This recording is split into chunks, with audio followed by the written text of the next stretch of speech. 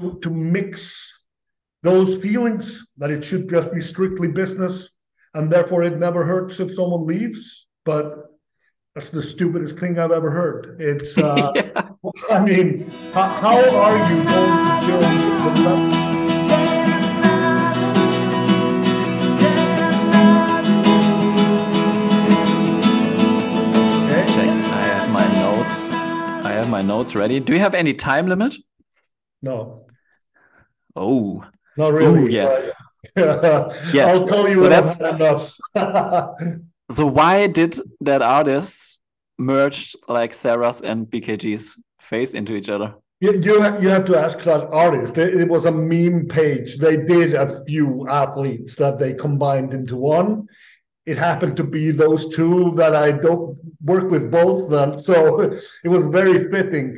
But they did a bunch of others. I don't even remember which account it was. It was a meme page a few years back. Was it only like CrossFit athletes or Yes, just only around? CrossFit athletes. So we need to find it because it's hilarious. It had Annie and Vellner combined to one, I Oh, think. yeah. And it turned a bunch of beautiful people into very ugly people. That's all I will say. And have they seen that? Yes, everyone has seen it. Everyone liked it. Okay, yeah. Yeah, I think it's crazy because like in the media it seems like that Sarah and Björkvin are really good friends. they are. They're very, So very good friends. So so I guess they had a good laugh about that. yeah, they did. I mean, and good enough to give their manager a large print of it. That's like a joint Christmas present. Oh, so they gave it to you? Yeah, they Oh, have reached out to the artist or something and got a large print of it and sent it to me. So that's the story behind that. man, that's amazing. What are the other pictures back Well, there? I see Lemmy.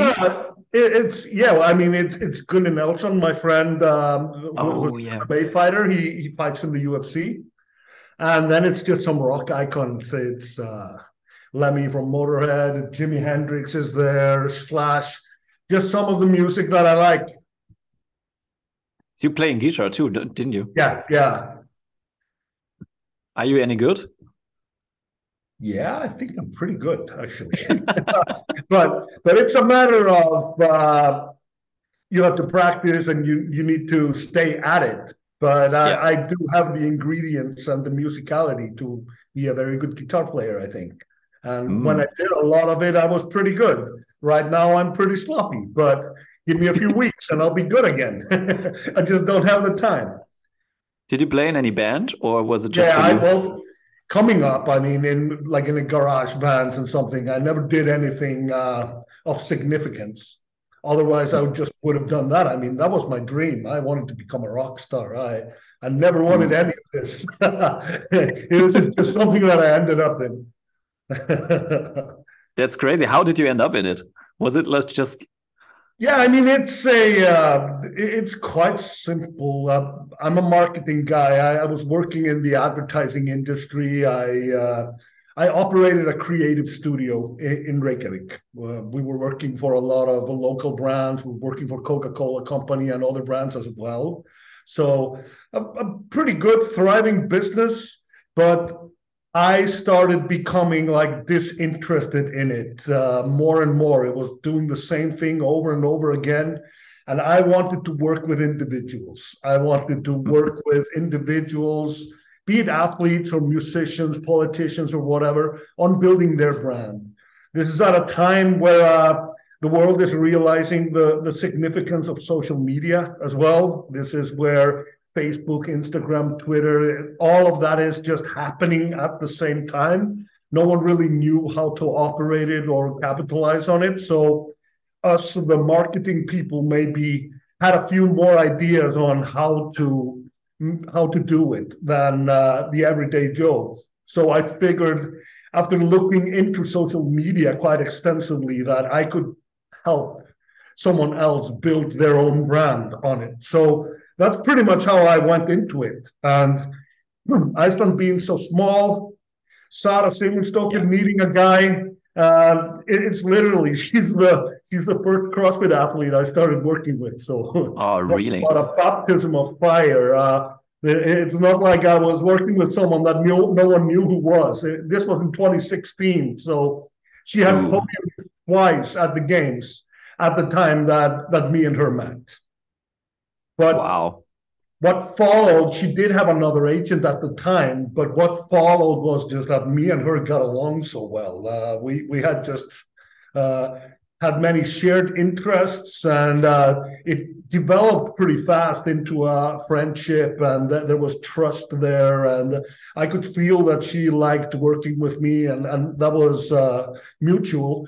So it basically just evolved from there until the point was uh, where she basically the conversation went to why I wouldn't just become her manager.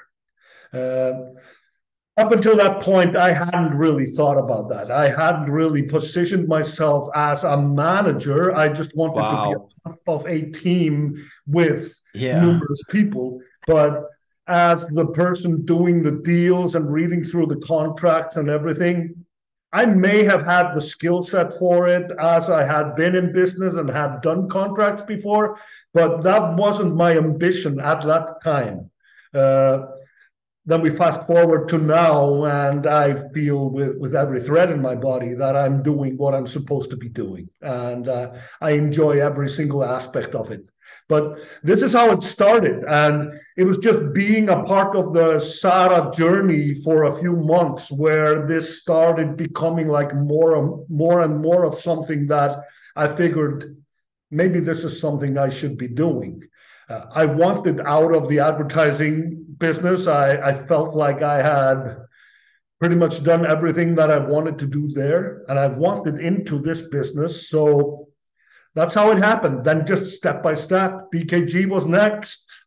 Then Sola, who has become quite a big athlete by now. Ooh, really? Then Roman, then That's Roman interesting. Krennikov, yeah, then Roman Khrennikov, and then now there's over 20 athletes that I manage.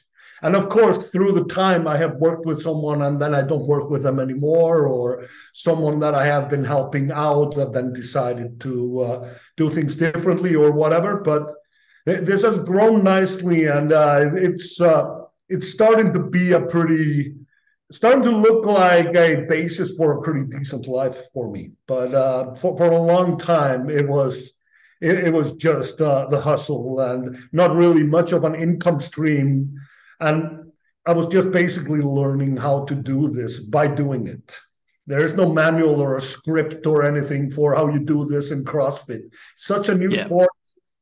Managers exactly. in Yeah. other sports work differently than the managers in CrossFit because in football, for example, you're dealing with the teams, you're negotiating their salary with the team. There's none of that in CrossFit. No one is doing that. It's all based on sponsorships. So it's Yeah. just different.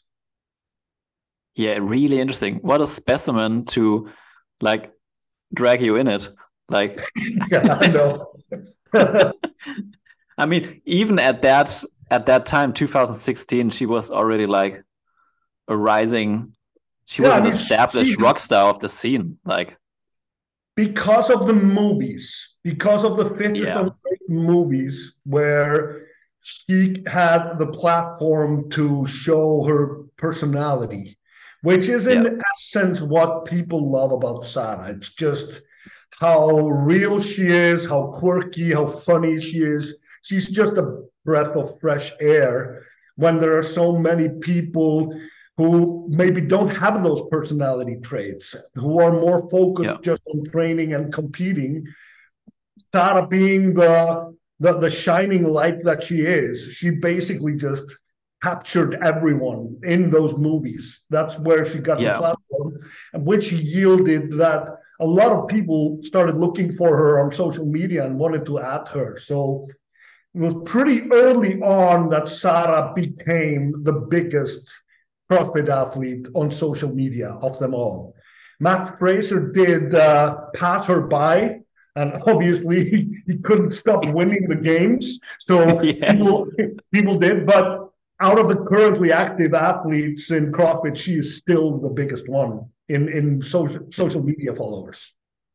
Yeah, that's interesting that you say it, because that's one thing of the sport which I love, that the athletes are so that they're real and they're also like approachable, and you can feel for them. You know, like for example, like in Germany, the biggest sport in Germany is like soccer.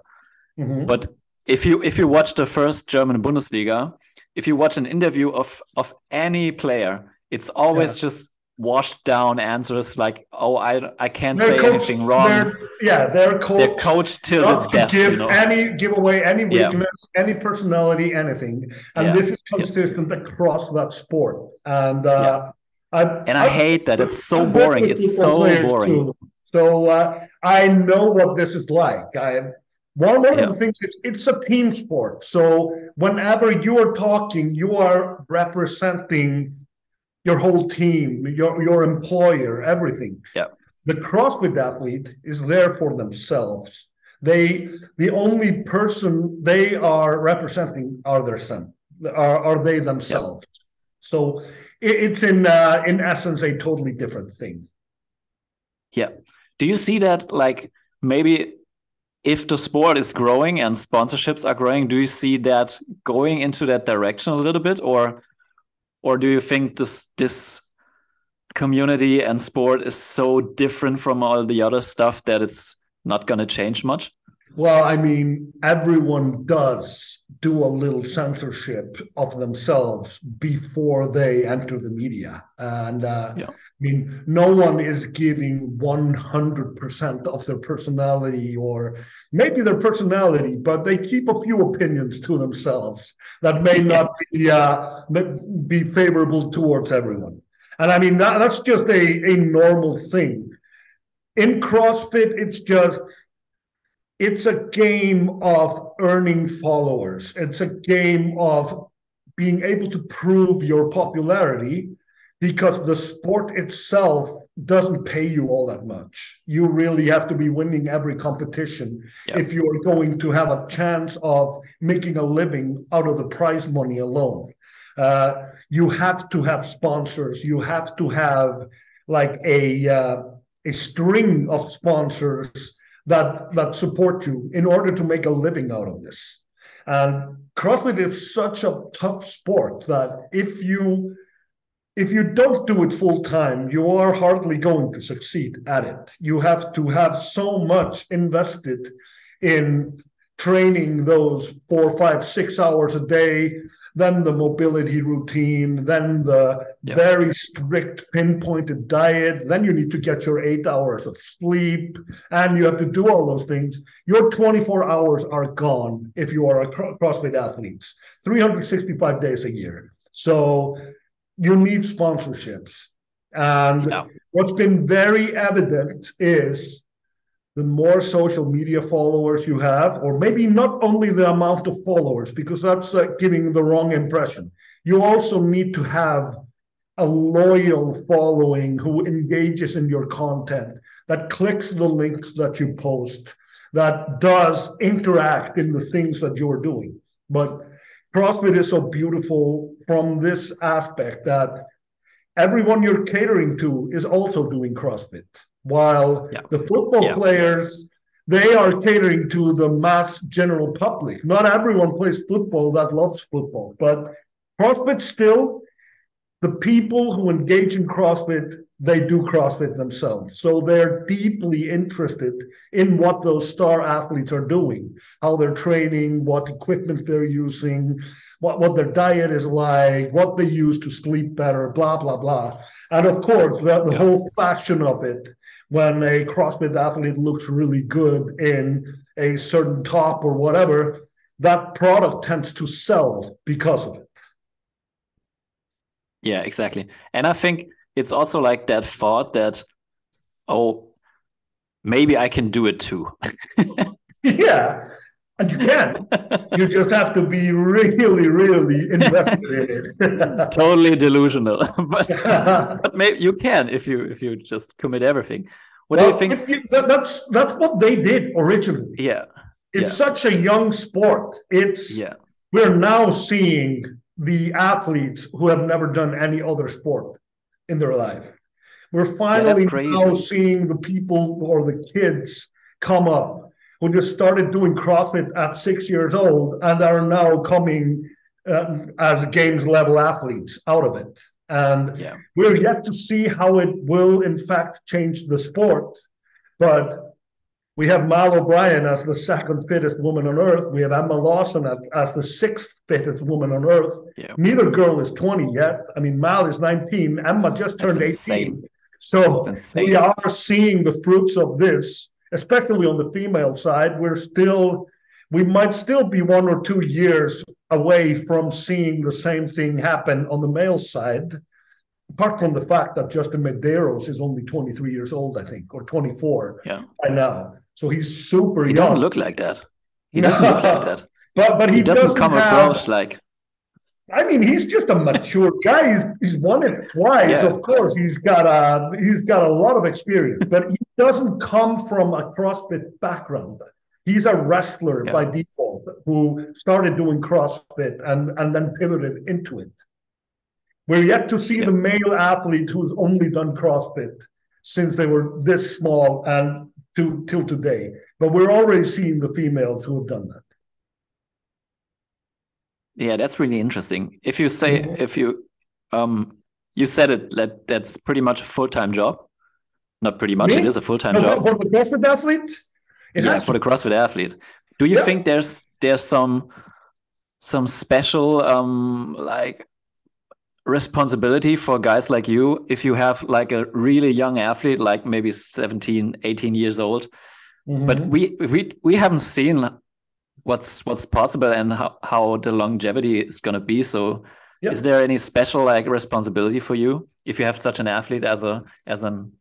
I mean, there is always a responsibility towards any relationship that I commit to. And I have to be very transparent and voice my concerns if I have concerns.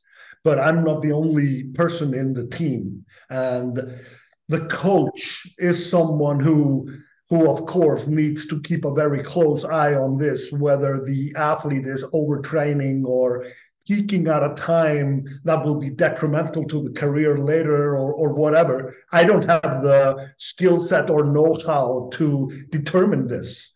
But I, of course, keep a close eye on, and I try to see if the athlete is happy or unhappy, if there are signs of depression or if there are signs of anxiety, then, of course, I will step in and make a comment to the member of their team that applies to. But we're yet to learn, and at the same time, these are very different people. This is very personalized. How much you need to train, how much you need to sleep, how much you need to do of this and that. There's no two of them have the exact same formula. Is there any like age? Are there any rules in CrossFit at what age you can enter like the individuals, or is it just? No, I mean like Emma Lawson and Emma Carey and Mal O'Brien the year before that. They all went into the elites while they still had 1 year left in the teens. They all did it at 17 years old, while they could have been in the 16, 17-year-old category at the games. So I think when you're good enough, you're good enough. I think that's that's the thing, and you will be evaluated on that. And as well, Sam Briggs was intending, I think, to compete as an elite until she was 40 years old. Yeah. And she fell just narrowly short of that. I think she was 38 at her last games. I may be wrong, but I think I remember it being like that.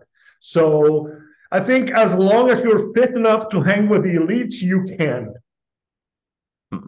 What's the earliest like age group at the games?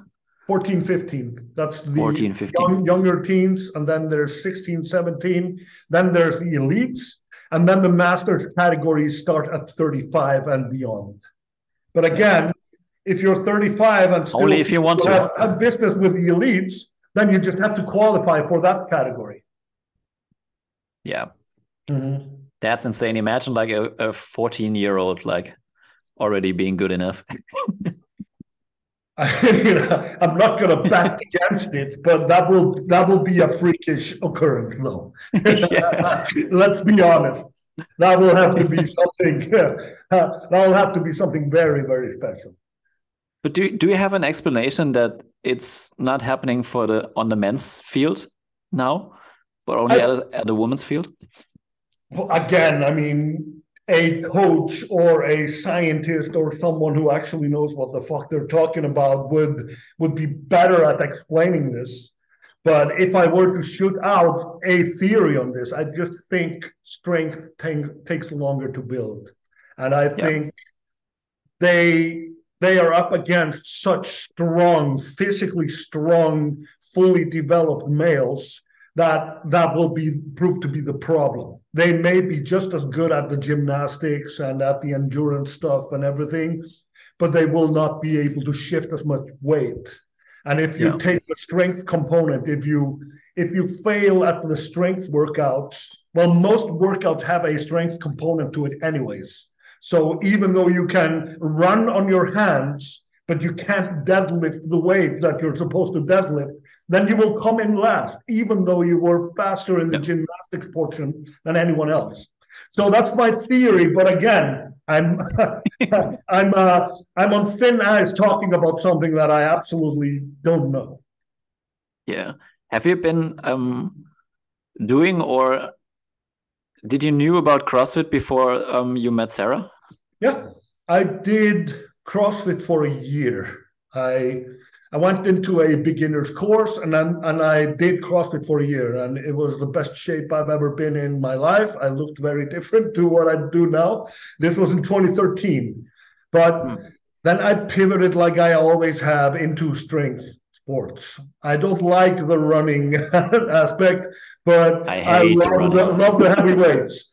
So powerlifting is always what I end up doing anyways. And if I may be doing it in a CrossFit gym, but I'm only squatting, deadlifting, and bench pressing. I'm not running on the assault runner or any of that. So, and I'm just happy with that. As long as I'm moving, as long as I'm doing something, as long as I feel strong, then I'm happy. Yeah. I always, when someone asks me what component of CrossFit I hate the most, my answer is always running. Because for me, I don't know how it is for you, but for me, it's like running is the only movement where I can think about other things. Like if I perform a lift or with some gymnastics, I'm in a moment. I'm only focusing on that. I agree. I'm only focusing on that. And on running, I can think about, oh, my leg hurts. Oh, this looks, oh, it's raining. I don't know. And all of a sudden, time starts going very, very slow. Yeah. I hate agree. that. I agree. Hate it about running. But man, 2013, that's pretty early. Yeah. That's the early days. But in Iceland, CrossFit had already become a very popular thing by then because of Annie. I think Annie was competing since 2008. So, oh man, she won it in 2009 and 2010, if I remember correctly, or 2010 and 2011. But anyways, crazy long time ago. Competing since 2008, and there's only 300,000 of us here. So when some Icelander does well in something, even though you've never heard about it before, it becomes something on the national news. She has an iconic look anyways, and Annie is not a common name over here either. So that stuck instantly. She instantly became someone that all Icelanders could identify. And following that, all of a sudden, CrossFit had become a phenom over here. And you can tell, I mean, we've got quite a lot of high level CrossFitters coming out of this small island here. We have, I think, 22. There are 22 boxes here. And just pair that to a 300,000 population. That's quite the density. I believe 2 or 3% of Icelanders do CrossFit. Man, Yeah, that's quite If that's quite the percentage, you know. that's really good. If I could say that about Germany, I would be really, really happy. Yeah, but that would be millions. Yeah, That's the yeah, difference. exactly. Yeah. But it's so interesting for me. I always thought about it. What's in the water in Iceland that there are so many good athletes We around? actually have great water, but I don't think that's the reason. Yeah, I think this is rooted in we are a nation that we have had to be physical about everything just to survive.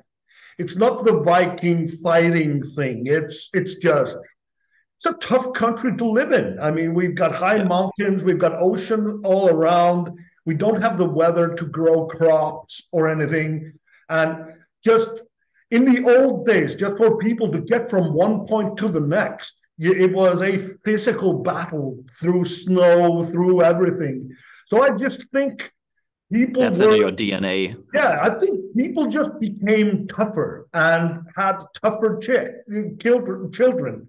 And I think we're all softening up now. Life has become way too easy in Iceland now. So you're seeing probably the last of the tough Icelanders in CrossFit. I hope I don't not. know. I hope I not. hope I not, hope though. not. I hope not. This is my But it's theory on this. yeah, I think we had to be tough, and therefore there were athletic genes, people that could grow strength and have this tough mindset. I think that's the thing that sets us apart from many others. yeah. I think so too. And Annie played a huge role. I think you have to have like a huge icon at the beginning. Like Exactly. I think that's exactly the same which happens now in Norway. Because if Mm-hmm. you look at it, like Kristin Holte, like Mm-hmm. she's like inspired so many women there, and now Exactly. and now they have like 5 or 6 like games Exactly. contenders They got Matilde, they in the got women's field. Anna, Yeah, and then they've got the CrossFit Oslo team, yeah, and the list goes on. Yeah, it's very impressive to see, and I think you're hitting the nail on the head. They have this icon, and Kristen isn't done. I mean, she is still very no, much integrated into the scene over there. She's motivating. She is providing mental performance services to some of the athletes, and orchestrating a training program, etc. So they all have access to her, yeah, which is she's a pretty much beautiful thing coaching to all of see. them. Yeah, which is They're what I'm all saying. It's a yeah, beautiful thing to see. yeah, and they also like I think they have like 600,000 people or something of population. So so Norway, that's really really interesting. I hope Norway that has happens with has way Germany more than someday. 600,000 people. Norway has probably 10 million people or something like that. Really? Oh, okay. Yeah, it's I in the just had to look millions it at up. the very least. I think only Oslo is maybe Oh yeah, 600,000. I Yeah. think it's like 4 or 5 million because Mm-hmm. when I talked to Andreas Solberg, I was like, so oh, that's basically like Berlin. Yeah, That's basically exactly. like one city in Germany. Like Yeah, I think that's probably closer to it. 5 million or thereabout. yeah, That could be more accurate. yeah. But I find fascinating. Like also in Iceland, there is this in the public. There is this. There is not that. I don't know how to say that, but in other like in the US or also like in Germany and in Spain and something like women are how can you say that they're not seen as like strong in the public, Mhm. and in Iceland that's so different, I think, in my Yeah. eyes. Yeah. Icelandic women are not in the kitchen. We can Yeah, just say that. Unless they prefer to be there. It's of course, a lot of work has been done by the females here to make sure that there are equal rights and equal this and equal that. And some of them will tell you that that's nowhere near completed. But yeah, when I look at the females that I work with, I I just see females who were never reminded or never made to feel bad about choosing something that wasn't necessarily feminine. I mean, yeah, No one told Sarah that she could do this. It may have been a voice in her own head at some point, but no one was really rubbing her nose in it that she was this strong or she was that or whatever. So when she doesn't have that stopping her from chasing her dreams, and the same applies to the others. It's no one is really telling you that you can't over here. And it's the same with me. No one ever told me I can't. It's so they aren't really trying to mold you into something or shape you into something that society has decided is your role in life, whether you fit into it or not. You can be whatever you want here. Yeah. And in that sense, I may be generalizing a lot, but in this sense, that's the thing, that the reason for all those strong females coming out of Iceland and performing so well, one of the reasons is that no one made them feel bad about that choice. Everyone just encouraged them to keep on going. Yeah, that's really, I really think that's really, really cool. And I hope that Iceland is just like a few years ahead of everyone else, that we're going into that direction and even farther. Well, if we look at CrossFit in general, there is the sport as a whole is making this happen.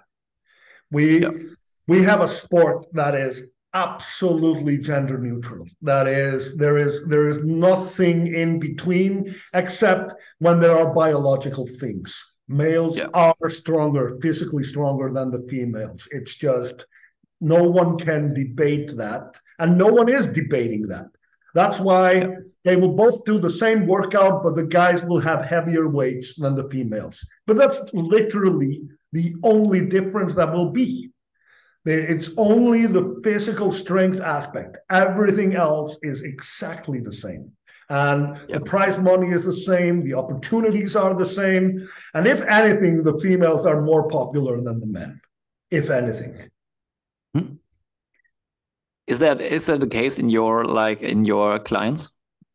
Well, I mean, if I look at the income opportunities, then yes. But that's also this is all relative to each person. A person that has a lot of marketability, that has a lot of charm, has a lot of followers and fans and all of that, will have bigger opportunities than someone who doesn't even like the spotlight and just wants to train in peace. That's just logical. That's just the rule of thumb. But in general, I think if we look at the sport, I think if we just use the variables we have in front of us, social media followers, for example, apart from Matt Fraser, he is the biggest one. He is in 2.5 million or something like that, Instagram followers. But below him are basically the next 10 are females. Then we have the 3 Icelandic doctors. We have Tia, we have Brooke Wells, we've got Lauren Fisher, we got Danny Spiegel, and some of the others before the most popular or the second most popular man comes, which I think is Noah Olsen, which is somewhere around 1 million followers. And then it gets very even from there. Do you think like people would be surprised if they can see like the top 3 of the incomes in sponsorships in CrossFit? Like maybe it's not the names you would expect, like? Nah, I think you would expect those names, actually. Yeah, okay. I think there is a strong relation between the popularity and the income numbers. But this is also relative because some generate their income out of a brand they created themselves, while others are solely relying on a monthly paycheck from a sponsor. So it also needs to be, what are we comparing here? Do we have a very smart athlete who has been investing a lot and has been, rather than doing a sponsorship deal, has asked for an equity in the company without getting a payment, but then 3 years later the company has become huge and they could sell their share for $1 million or whatever. You know, I've heard I've heard things like these, and I've participated in things like these as well. So it's not only what you earned in the year, because you may have chosen to earn less and build more for the future. So I don't think you can ever compare those paychecks unless you have a very detailed overview of what's behind it. The only income that we see that is reported is the prize purse. It's the prize money. But some athletes have sponsorship contracts where it is, okay, you win the games, but this brand here is going to double it in a bonus payment if you win the game. So the athlete that wins the games is probably earning just as much, if not more, in performance bonuses from their sponsors while they did it.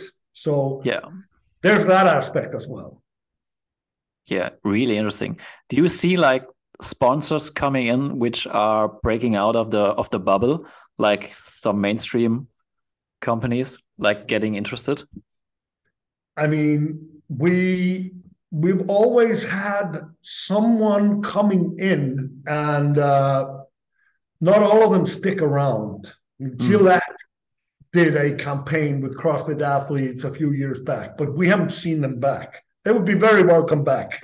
But Volkswagen, they only sponsor Sara, but they don't participate in any of the other CrossFit things.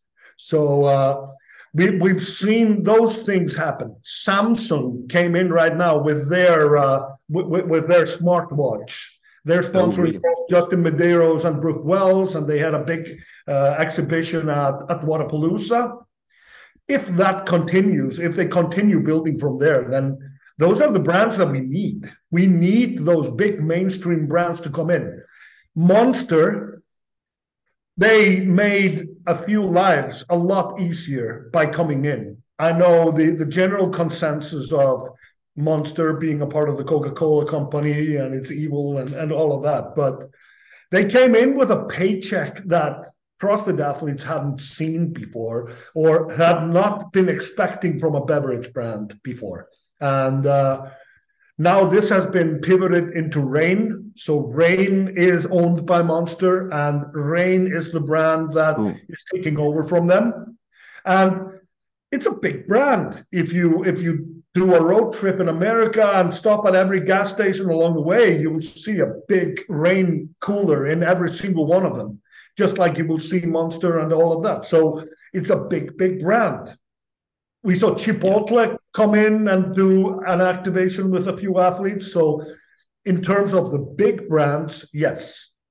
I'm hoping that a brand like Adidas will come in because, and I'm hoping that Nike will reinforce and reinvest in CrossFit because they have gone missing a little bit in the past 2 years. They were very visible before COVID, but now in the years after 2020, we have not felt their presence as much. And I'm hoping that constructive work is being done there to come back with a real intent. Because out of CrossFit comes the Metcon, which I believe is the most successful training shoe of them all. I think the Nike Metcon, a lot of people will buy it because they think it looks cool and will not maybe understand that it comes out of CrossFit, but this is a product of CrossFit. That's where the Metcon was shaped. Yeah. And the newest player that has really made a splash is TYR, T-Y-R. That's a brand that comes out of swimming. As I am no swimming expert, I had never even heard about it before. But apparently they're a huge brand in swimming, in competitive swimming, and have been in that for the past 40 years. So it's a brand. They have the distribution network. They have the infrastructure and everything. So when they decided, let's go into CrossFit, they didn't need to start at the beginning. They could just copy paste their formula and apply it to CrossFit, and they're doing it really, really well. And They're They everywhere. in 1 year, everyone knows what tier is. Yeah. While it's basically they had like a soft launch of their brand at Wadapalooza last year, and now a year later, everyone is wearing it. They're sponsoring some of the biggest athletes. They have over 50% of all the athletes competing at the games last year were wearing tier shoes, etc. So they have come in with a serious intent and a serious investment. And of course, this is something I embrace. They've also not been afraid to make commitments and really get behind the athletes that they are supporting. So I have a fair few with them, and it's been great. It's been very refreshing to get them in. Yeah, and I heard only good things about them. Like I think the first athlete was Mayer. Yeah, Travis Mayer was their first. Travis Mayer, and he in some interview he told that he has a lot to say about the product development, and that he really enjoyed that, instead of like the really, really big brands like Nike, we can't say anything about it. Like they basically drop the shoe and ship it to them and say, yeah, that's the product. And actually, that's not true. they will invite athletes to participate in workshops, and they will take feedback. But what I think Travis meant is he's just speaking with the owner. He is in contact with the people that make the decisions. And that's maybe the key difference here is Nike has tens of thousands of employees, and they have divisions all over. And you are never really exposed to the people that make the big decisions there. While with smaller brands, you can just be speaking with the person that really can make the decision in the phone call or at the meeting. The decision can be made right there and then. So that's a big difference. And they've been very personable. And the people that are working there and have been hired there to lead their CrossFit charge are CrossFit people themselves, are people who have competed at the games and have been doing the sport for a long time. So they have invested in staff that understands what the sport is all about. I think it's really interesting that you mentioned Adidas. I wonder if they have something in the pipeline, because if you think about it, if you know them, like Reebok was the first to sponsor like CrossFit, like in a huge way. And Reebok they were owned by Adidas at that time. Exactly, they have been part of Adidas. Had no incentive to come and compete with their own brand. Exactly. Yeah. But they're splitting up. So different. They're splitting up. They're in the process of like giving Reebok away. And maybe then they're interested in like joining the conversation. That's precisely why I'm saying it, because CrossFit is not a single entity only thing. It is training in general. And if you've gone into a global gym recently and compared it to what those global gyms looked like 5 years ago, there has been a huge change. You will have a lot more free weights. You will have more free space. You will have racks there. You will have a deadlift platform. You will have a lot of things that weren't in those gyms. You just had those multifunction machines where you could pull and push and everything in the same machine. Those machines are being toned down and are being replaced with functional fitness equipment. So the look of the everyday gym goer and the CrossFitter, it's the same look now. They're wearing the same shoes. They are using the same things. So basically anyone who is training, this stuff applies to them. And that's why the Metcon has sold in the millions, and the Nano as well, and all of that, because it's not limited to CrossFit. CrossFit is just one aspect of it. That's the community. That's where the most passion and investment of time takes place. But outside of it, those same products can thrive as well. So if Adidas want to even be in the training game, they have to interact with CrossFit. Puma have. And I mean, it was great to see Puma come in, but they're just still building towards it. They haven't really come in with the big investment and all of that. But they're still there, and they are growing it year by year. They are continuing to develop the Fuse shoe, which has become a pretty good shoe by now. So that's definitely one of the aspects. And then they have Claudia Gluck as an athlete. What do you say? They have Claudia Gluck as an athlete. I just had her on, and she's a Puma. Claudia, they have Victor Hoffer, so they've got two of the French athletes. And then over in the States, they've got over in the States they have Chandler Smith, and they have is Puma French? No, it's German. German, really? Yeah, you're German, really? Right? Yeah, I am. Yeah, you should be ashamed. I didn't know that. Puma and Adidas are. I think I know the story. They're the same. Brothers. The founders of those two are brothers and sworn enemies or something. I don't know details, but I think it's something like that. Exactly. Yeah. I think they were like at the early developments of the companies. They were together, and then they split up. Yeah. I think something like that. It was something like that. But Puma are already in, and that's something that I welcome very, very dearly. And now I'm just waiting with open arms for Adidas to step up. Yeah. They don't really have like a training shoe, if you think about it, yet. No, I mean, they've been heavily invested in other sports, and of course, just in football, all their football stuff. But Adidas do have some training equipment and training clothes and training this and that. So I would assume it's only a matter of time before they roll out a strategy. Yeah. I think that they have to. They're like pretty much struggling. Like since COVID, they're pretty much struggling. I think the CEO is like retiring. New guys coming in. Okay. New guy who probably does CrossFit. Let's hope.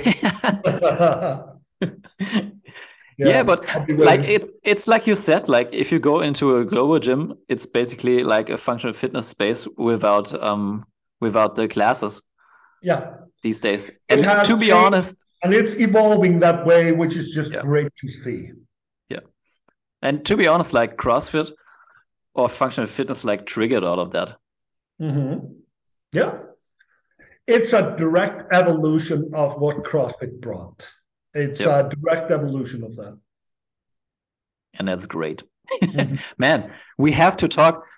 We're already an hour in and we haven't like scratched the surface. We have to talk about the semifinal this year in Europe.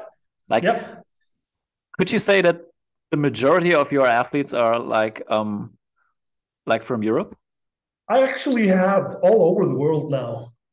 But of course I do have fair few in Europe.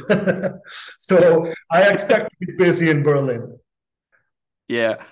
Do you have more than 10 athletes on the men's or women's field? In Europe alone? Yeah.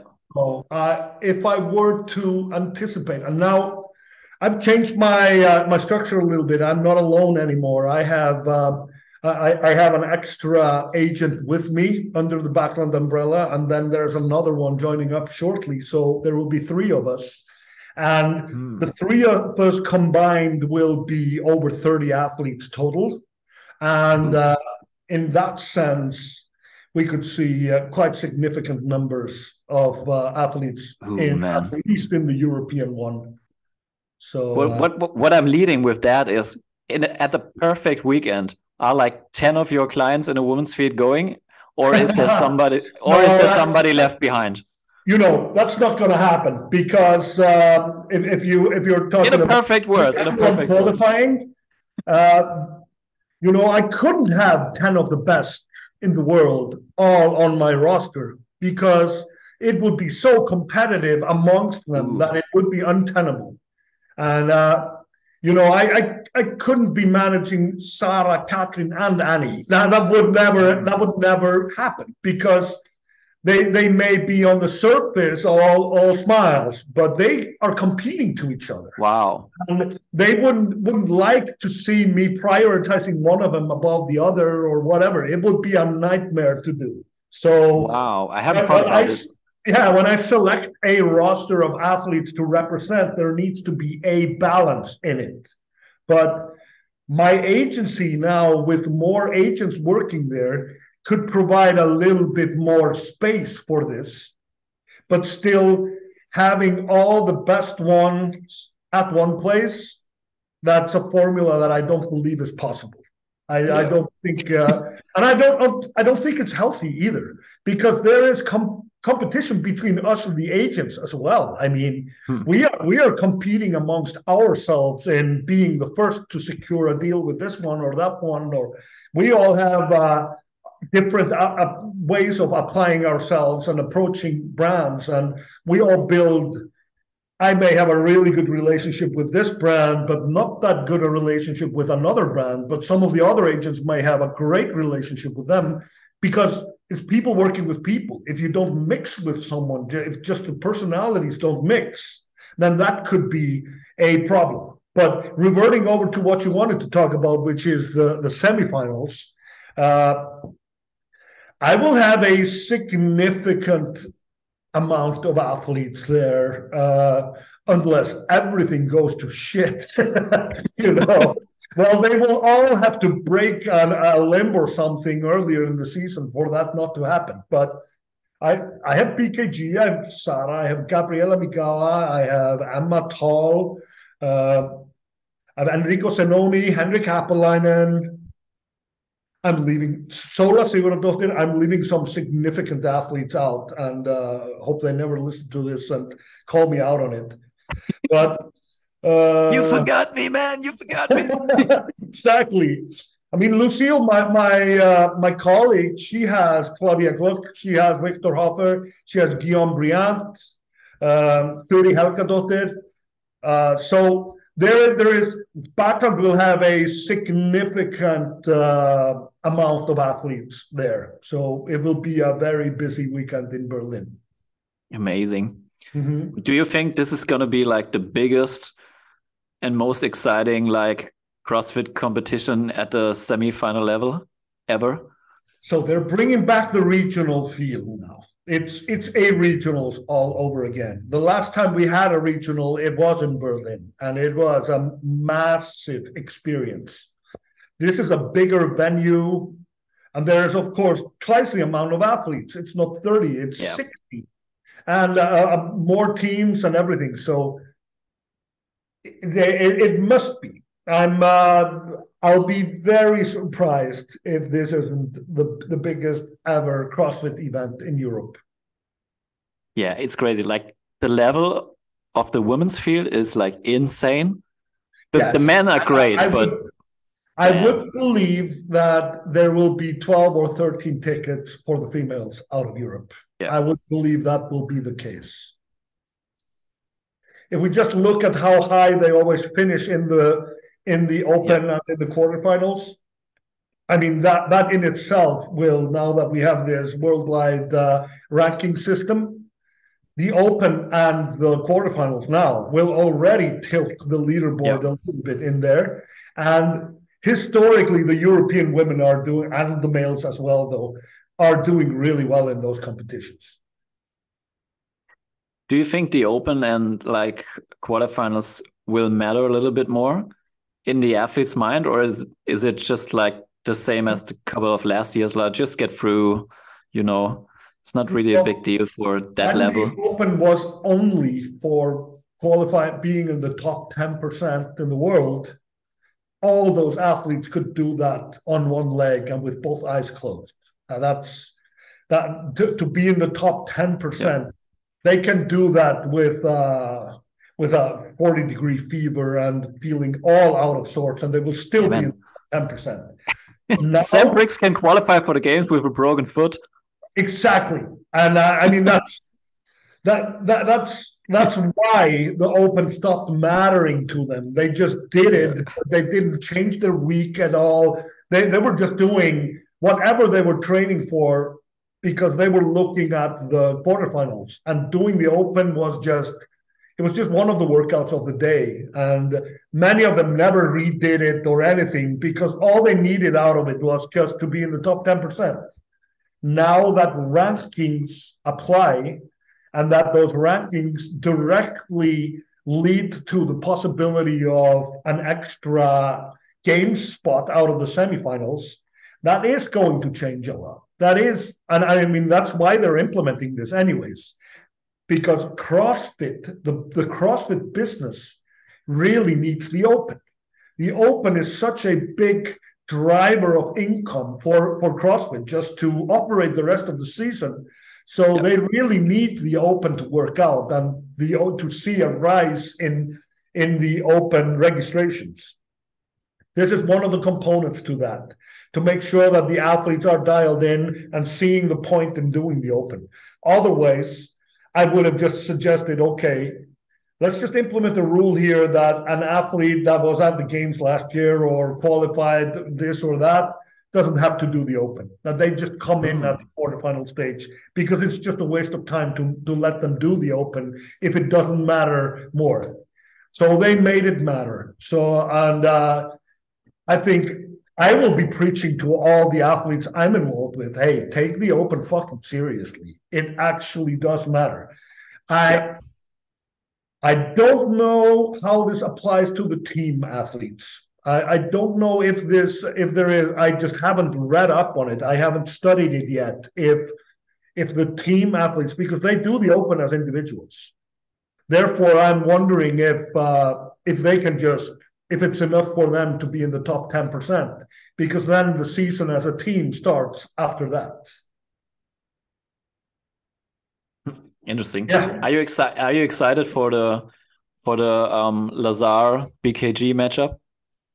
Yeah, but just moderately, because it's a show. It's and between those two athletes, they're very different, you know. And it's if the workout favors one of them, then that one will win it, you know. It's BKG is a very technical athlete. He's got great gymnastics. He's a great lifter. He's a very technical lifter. So if it's a technique workout, then I would always bet on him. But if it's just a grind, and if it's a power output workout, if it's a ski erg for time or whatever, Lasser's going to win it then, because he's that athlete. And Lasser has that, he doesn't seem to feel pain. He can absolutely murder himself in a workout. So those are just, it's a toss-up on how will this workout be programmed. But in recent 2 years, it's been developing into, those are the guys in Europe. Those are the best of exactly. the best. And exactly. And I'm more. BKG's been that since, I can't even remember since when. I mean, since 2015, factually, when he took the third at the games. He's just been the king of Europe ever since. But Lasser beat him to it last year. Lasser beat him at Lowlands and by the placement at the games. So BKG will have to come in there with the attitude of, hey, I'm going to reclaim what I had. And Lasser is, again, protecting that he is holding the crown right now. So for them to go head-to-head, I mean, there will be a light mood and everyone will be smiling, but it will be competitive. I can guarantee that. You said it well. But I'm like you. I'm more excited about like the battle of these two at the semifinal than at the open announcement, because then you have more workouts. You have a more like then it's not about like what's the programming of that one workout. You can see them about a longer time, and we have those two as the two European males in the top 10 in the world. Yep. And we do have guys like Willie George, who is on a comeback trail and is a fantastic athlete. We have Bjorn Briant, we have Henrik Happelainen, we have Jonne Koski, Enrico Senoni. We've got some, what's his name? Your compatriot, Moritz Fiebig. We've got some guys who look good and are capable of pulling out really good performances. And in that, I mean, not mentioning Jonne Koski as a potential threat to the title is just an insult. He may have been unlucky with a shoulder injury, and he was sick during the semifinals last year, so he had to do the last chance qualifier and all of that. But on a good day, Jonne Koski is just as good as any of the others. And, if he's healthy, if he's healthy and showing up, he's gonna be. I mean, I know that in BKG's mind, it's always been him and Jonne. It's been between them two. The battle for Europe has been between the two of them, and then now Lazar has entered the conversation. And of course, Roman was a part of this conversation before, and everyone in Europe took Roman seriously. Everyone more knew what he was all about. So if he would be going to Europe, I mean, that would probably be the one that everyone were talking about. Okay, they need anyone who beats Roman wins the semifinal. But he's staying at the US. Yeah, they made an exception, didn't they? They did that. That was the result of a lot of hard work and many emails. But that ended up as a rule that if you can prove that there is a significant hassle to compete somewhere else, then you could be granted an exception. And that is linked to those floating tickets to the games that can go from region to region, because if an athlete like Roman is competing in the Eastern region of America, then he is strengthening that region significantly. This is the second fittest man on earth. So that might mean, in essence, that an extra spot is up for grabs at that semifinal. Yeah. So that's a more fair resolution than 2 years ago when Tia was just allowed to compete at the Mid-Atlantic, effectively just taking one spot out of one of the others there, because there were still 5 spots. What will happen with Roman will most likely mean that he takes one extra ticket with him there. Yeah, that's what I'm going to ask. How do they handle it with the ranking system from the Open and quarterfinals? Will Roman just collecting points for that region, or will he collect points for Europe? Up for the North America East region for the whole season, and everything he racks up and all that he brings, his ranking right now is applied in that region because he's competing there. Alrighty. I think he's number 6 in the world by the current ranking, if I remember correctly. Yeah, I had a look at it, and it's kind of messed with my head a little bit. Yeah, but it's because of the metrics they use for it. This worldwide ranking is going to correct itself now that the season starts. Yeah. If they use it I choose not to be a hater on it. I choose not to hate it. Plenty of others doing that.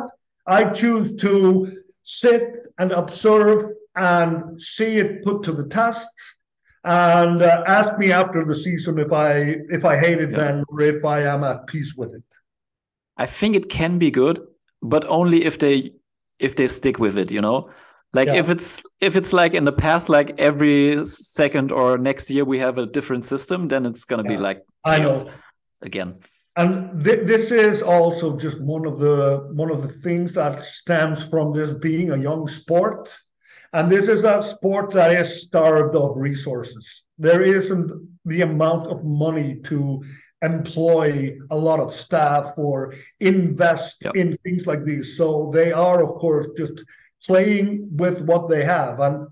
And after coming to know the staff at CrossFit HQ a bit more, I have had several run-ins with them. Most of those were because of Roman, but through the process, I started respecting those people, and they started respecting me back. And I have a lot of respect and admiration for what they're doing, because I know they're doing it from the heart. I also know that they have a lot of challenges they have been faced with, And I mean, some of those challenges, they didn't ask for that whole Glassman debacle. I mean, Glassman brought that on himself, but he brought that on all of them as well. And trying to recover out of that, regain the trust of the community, regain the trust of the athletes and everything. This wasn't an easy task. So no, it's a lot more stable environment now. I've met the new CEO once, Don Fall. I thought he was absolutely great. He very likable guy. He was he answered all the questions I had perfectly. So I believe they have installed something that could be built to last now, but they will need to tinker a little bit more. What if this ranking system just turns out to be absolute garbage? Then it's better that they throw it away than they, in some stubbornness, try to keep it going. So I'm just going to stay neutral until I get a deeper understanding of what's going to happen with it. Yep. And man, everything you told, like, it happened at a really bad time. Yeah. And they have to still bounce back from that. As one. Yeah. And then after that, like, not far after, like, COVID hit and everything was shut down and things, it was a really tough time for them too. And they have to still bounce back from that, I think. Yes. And I mean, it's been tough. And that whole Eric Rosa period where so much was invested in trying to calm the waves and bring some diversity and inclusivity in and all of that. They were so woke that it was like they forgot about everything else that also mattered. Then Dave was thrown out. Then he was brought back into a different role. So, but on a whole, it just feels more balanced and more structured now than it has done for a long time. So I'm not going to talk shit about them. I'm at peace with CrossFit HQ at the moment. Yeah, man, I wanna ask you about Roman, but I have this image stuck in my head. I don't know which year it was, but it was like, do you remember the Invitational? I just remember Roman from the Berlin regionals, or that's the not Roman. Like, do you remember the CrossFit Invitational from way back in the? Of course I do. And I think it was like some year. At one year there was like Team Europe, and there were like Björkvin and Jonne were the male athletes of that team, and it was like really early on in their career, and I was like thinking, will this be the guys? Will I see these guys for any longer? And they still are on top. Yeah, that's just stuck in my head. Like, there is a component here, which is to do this year after year, you have to be a bit nuts. I mean, it's you're pressing the delay button on your education, starting a family. You're denying yourself so many of all those things to chase glory. So we will see every year someone come in, but then they fade out, because keeping this year after year, it's still you have to be made of some material that very few people are made of. And that's why this is the case. But the invitationals, I don't remember the one with Björkvin and Jonne, actually. I remember the one with Björkvin and Lucas Hagberg, which was 2016. And then it was Team Europe, but it was assembled with, for some reason, Jason Smith out of South Africa was the other male in that. And then it was Sarah and Annie and Sam Briggs was coach of that team and team captain. So, yeah. For some reason, I don't know how that came about. That's weird. But I'm hoping they will bring this back as like a spectacle, as a that was fun thing for all the athletes to do, and a spectator experience, and something that will bring a smile on everyone's face. That's what I'm hoping they will do with this. Hopefully this year in the off season. Yeah, that would be fun. I don't know if they can fit it in the off season with all these big events now these days, but it for sure would be fun. Yeah, I mean, this would just be a big enough event for those athletes to choose not to do some of the other ones. The Rogue Invitational, I mean, I'm wearing it. That's that's an absolute must-do event for most of these athletes, both because it's just such a well-run, well-organized event. The treatment of the athletes is professional, and then there's a big prize purse and all of that as well. So those who get invited to the Rogue Invitational will do it pretty much at any cost. But all the other competitions, they would be willing to weigh up which one to do and which one not to do. Yep. Man, I have to ask you about Roman.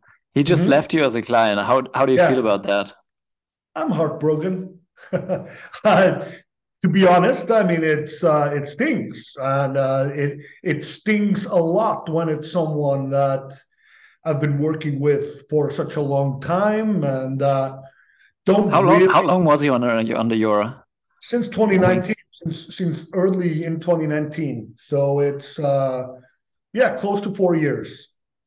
And I mean, through a time where there was not, it didn't always. It wasn't easy. It didn't always look good for Roman, and I mean, there weren't all that many people that believed in him or believed he would ever make it out of Russia or whatever. And of course, the one who's done that journey is he himself, and the sacrifices he has made and everything he's done in order to get to where he's at now. The primary credit for that goes to himself. He did that. So of course, he is welcome to make any decision he feels is relevant or good or to the good of his career. And I just have to accept that. I mean, I'm working on accepting that. I'm not about to say a single bad thing about Roman here, and that's not in my nature, and that's not how I see things, anyways. But I wish it didn't have to go this way. That's what I will say. Yeah, I think, like, from my perspective, when I watch you like interact with the athletes, it seems like they're like almost like family to you. And I mean, it's someone told me early on that I should never be like that. That it was a great mistake to mix those feelings. That it should just be strictly business, and therefore it never hurts if someone leaves. But that's the stupidest thing I've ever heard. It's, I mean, how are you going to build the level of trust? Yeah. How are you going to get to know the person at a level where you understand what they want, where they're going, and all of that? How are you going to support a journey like that if you don't make the effort to really get to know them? Exactly. Once you've gotten to know them, they've gotten to know you. There are feelings there, and it's just inevitable. And I wouldn't change a thing. I'm not about to change anything. And if another Roman comes up that I believe in somewhere and has just as tricky as a journey going, even though you'll tell me now it's going to end the exact same way, I'm still going to fucking do it, because this has brought me so much joy along the way. It's all those checkpoints, all those little victories meant so much to me, and and still do. So I will always have that to lean into. I will always have the things that the little things where he got the visa or where he got this or that. All those things are much more important than anything else. So those are the things I will lean into, because I'm on this journey to get something out of it. Like for this, it's if I were motivated to become rich, I would be a real estate developer or a drug dealer, or I would do something that I could do just as well and make 10 times, 100 times the money out of it. It's not what inspires me. I'm inspired by working with these people and by actually placing myself in a situation where I can be of benefit to them, where I have a role that that plays to my strengths and plays to the talents that I have and my experience. And I will just be proud of what I did with him and with anyone else, and I'm not going to change a damn thing. And I will apply myself exactly the same way I did for him, and I will fight just as hard for someone else if it's a case that I believe in, and if it's a person that I believe I can be of benefit to, then I will. So that's pretty much what I take out of it. Yeah, it's people will have their reasons for why they want to do this or why they want to do that. And I may not understand those reasons or agree with those reasons or whatever, but by the end of the day, if one party wants to leave, then it's time to move on for both. If one wants to go, hasn't made a firm decision on it, then that's the exact moment where that happens. Yeah, man, that's beautiful. It's the only way to look at it. It's yeah. If you get stuck on something like this, it ruins everything else you're doing.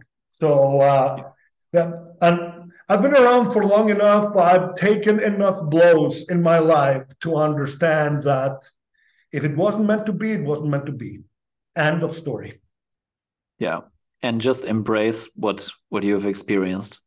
Yes. Until that point. Yeah, man. I think that's a great point to end the podcast. Yeah, probably. I'm late for the next thing. I expected to speak for maybe 30 minutes, not for 2 hours. But yeah, hey, man. It's been fun.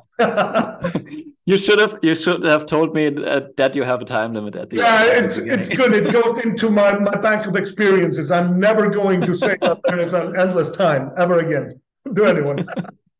Yeah, I have one last question. Yeah, and give it to me. Then I let you off the hook, and you can say just answer with one word. Can Ricky beat Justin? Yes, 100%. Roman can too. Roman can win this. Ricky can win this, and there are a few others that can. Justin is a fantastic athlete. And he's got an X factor that is there's grit, this thing that where he doesn't lose his head even though one event doesn't go as well. And this grit that he demonstrated, especially at the CrossFit Games, where he was just fighting for placements within the workouts.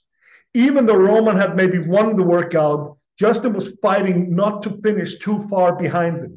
And by the end of the weekend, the point spread was because he fought for those placements, because he beat someone by a fraction of a millisecond to finish one place higher than he would have if he didn't do that.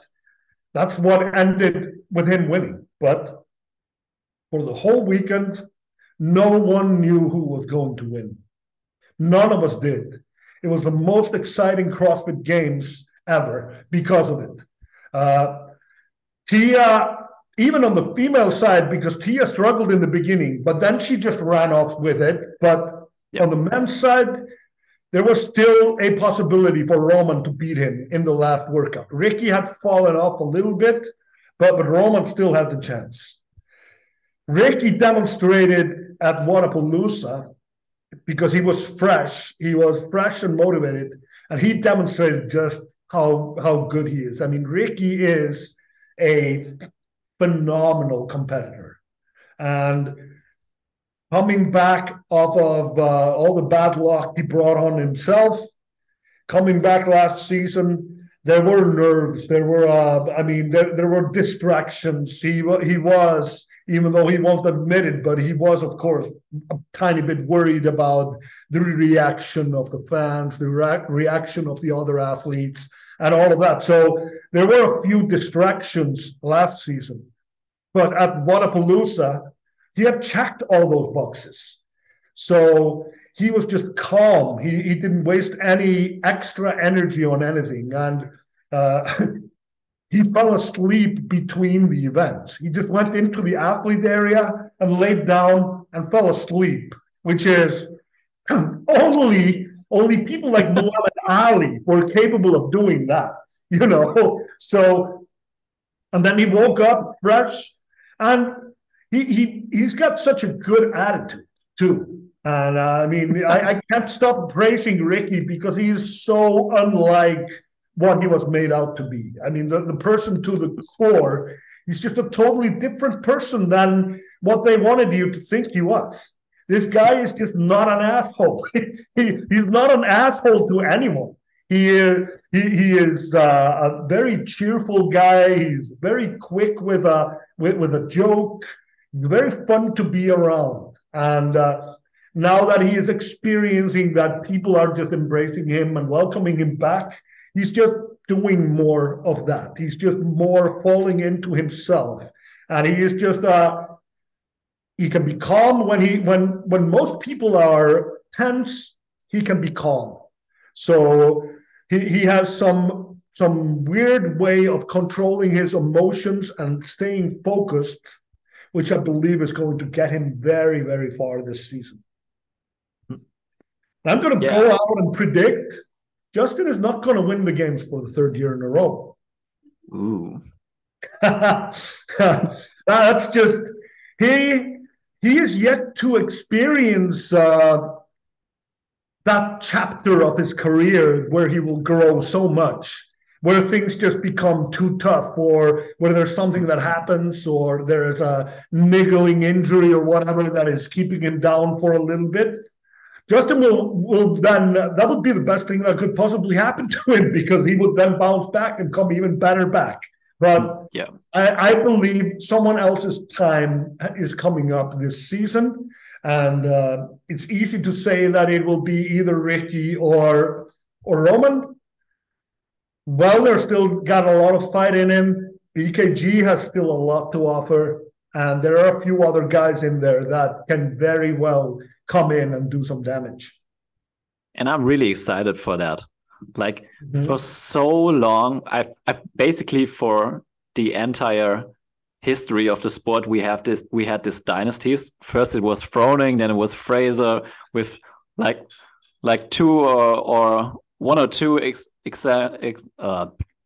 one or two other guys who win it in between of them, but it basically was those two who won everything. But now you have like an open field to have like more guys in the competition together, and that's really exciting. And also on the women's field, like Tia's gone, at least this season, so it's a safe no there. idea what's going to happen there. I mean, Mal is fantastic, so it will be it's an easy thing to point at Mal and say she's probably going to take it. The same goes with Laura. It's quite easy to point at Laura, because even though those handstand push-ups have been a problem in the past, she's been so dominant in the things that she's good at that she makes up for it there. Gabi is a fast-growing athlete as well, and she's got the pedigree to become the champion, no doubt.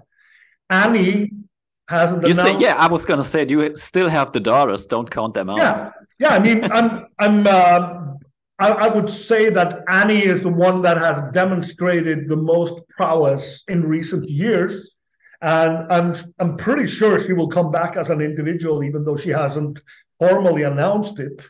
So, and she'll be coming in with a very ferocious mindset of winning the games. Sarah, I can only tell you that Sarah is training with a smile on her face and is growing stronger and fitter every single day now, and has a 2-year injury nightmare behind her now. So we all know what she's capable of when she's switched on. So don't count her out. And many others. Emma Lawson. Do you know what the only difference between Emma Lawson now and last year is? She's stronger. She already had the other stuff. She already showed us that she has all the other stuff. But she's just getting physically stronger. And that's going to continue building season by season. So Emma Carey is coming back. She looked terrific at Wodapalooza. And I have a lot of belief in her as well. Daniel Brandon, And who else? I mean, there's a bunch of them, literally. It's gonna be insane. Yeah, It's gonna be insane. I think, I don't know for the men, but yeah, at the women's, I think this year's champ is gonna come out of the European semi. I would love that. I would absolutely love that. I mean, I'm gonna predict that now.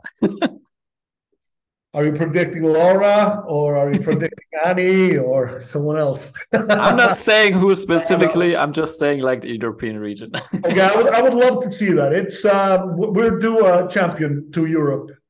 Yeah. Cool. Yeah, man. That was I was asking you answer it with one word, and then we add another like 15 as you know by now, I can't. I can't help myself. So, in Snorri, any man. case, we're done Thank you now. very, very No more much. questions, please.